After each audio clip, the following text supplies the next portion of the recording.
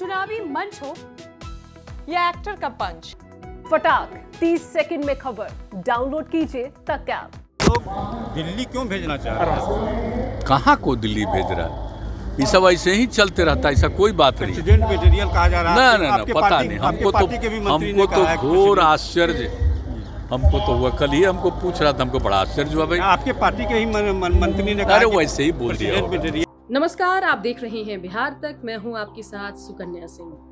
बिहार की सियासत से लेकर दिल्ली की सियासत में चर्चा है कि नीतीश कुमार को थर्ड फ्रंट यानी कि तीसरा मोर्चा अपना राष्ट्रपति पद का उम्मीदवार बनाना चाहता है।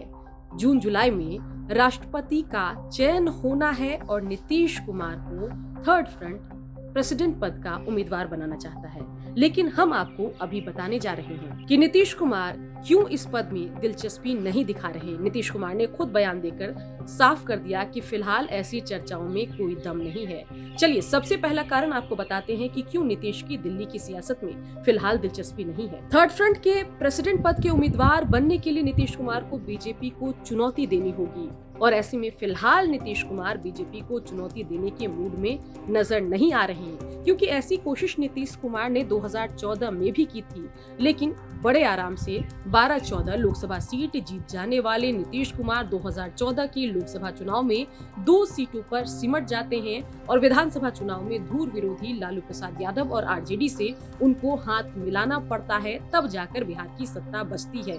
तो मतलब साफ है कि नीतीश कुमार एक बार फिर से 2014-15 वाली गलती करना नहीं चाहेंगे। इसलिए तमाम अफवाहों को ब्रेक लगाते हुए नीतीश कुमार ने कहा कि ऐसी चर्चाओं में कोई दम नहीं है, ये कोरी कल्पना है। बता दें कि 2005 से लगातार नीतीश कुमार बिहार के मुख्यमंत्री हैं और अगर नीतीश कुमार दिल्ली में कोई पद लेने की दिलचस्पी दिखाते हैं तो मतलब साफ है कि बिहार की कुर्सी छोड़नी होगी और नीतीश कभी चाहेंगे नहीं कि, क्योंकि अभी 3 साल का कार्यकाल बिहार में नीतीश का सीएम के तौर पर अभी बचा हुआ है। 2025 में विधानसभा का चुनाव होगा। ऐसे में नीतीश एक अनसर्टेन कुर्सी के लिए, जो सुनिश्चित कुर्सी नहीं है, उसके लिए बिहार की अपनी स्टेबल मुख्यमंत्री की कुर्सी को आखिर क्यों छोड़ना चाहेंगे। इसके अलावा फिलहाल दिल्ली की सियासत में नीतीश की इसलिए भी दिलचस्पी नहीं है क्योंकि नंबर गेम बीजेपी के विरोधियों के पक्ष में फिलहाल नहीं है, क्योंकि राष्ट्रपति बनने के लिए आपको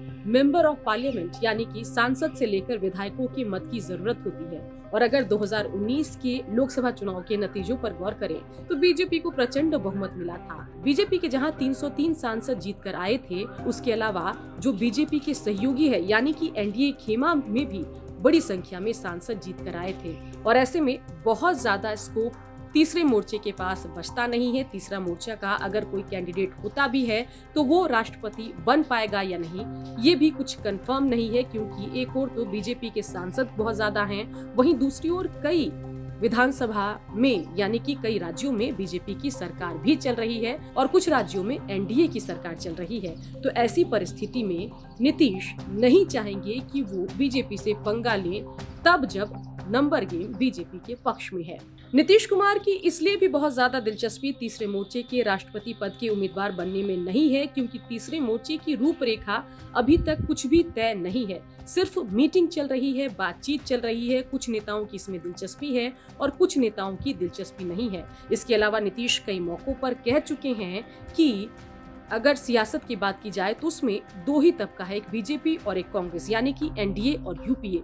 तीसरे मोर्चे की सुगबुगाहट को कई बार नीतीश खुद अपनी बातों से ब्रेक लगा चुके हैं और ऐसे में उस स्थिति में जब तीसरे मोर्चे का स्ट्रक्चर अभी साफ नहीं हुआ है, नीतीश नहीं चाहेंगे कि वो किसी ऐसी सियासत की तरफ कदम बढ़ाएं जिसकी रूपरेखा या स्ट्रक्चर अभी तय नहीं हो पाई है। कौन कौन सी पार्टी तीसरे मोर्चे का हिस्सा होगी, इसको लेकर भी कुछ भी कहानी, अभी तस्वीर जो है वो स्पष्ट नहीं है। बता दें कि 5वां कारण भी है जिस वजह से बहुत ज्यादा नीतीश की दिलचस्पी दिल्ली की सियासत में नहीं है। 2020 के विधानसभा चुनाव में नीतीश का बिहार में जनाधार बड़ी संख्या में घटा है।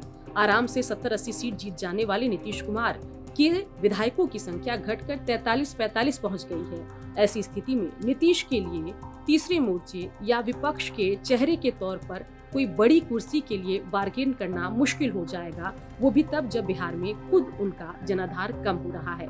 इसलिए नीतीश जब बिहार में कमजोर हैं, तो वो नहीं चाहेंगे कि वो दिल्ली की सियासत करें। तो कुल 5 कारण हैं जिस वजह से नीतीश की बहुत ज्यादा दिलचस्पी दिल्ली की सियासत में नहीं है। देखना होगा कि चर्चाएं तो होती रहती है, कभी नीतीश को प्रधानमंत्री बनाने की तो कभी नीतीश को राष्ट्रपति पद का उम्मीदवार बनाने की। इसके अलावा एक चर्चा ये भी है कि बीजेपी भी नीतीश कुमार को उपराष्ट्रपति का पद देकर एक कंफर्टेबल रिटायरमेंट दे सकती है।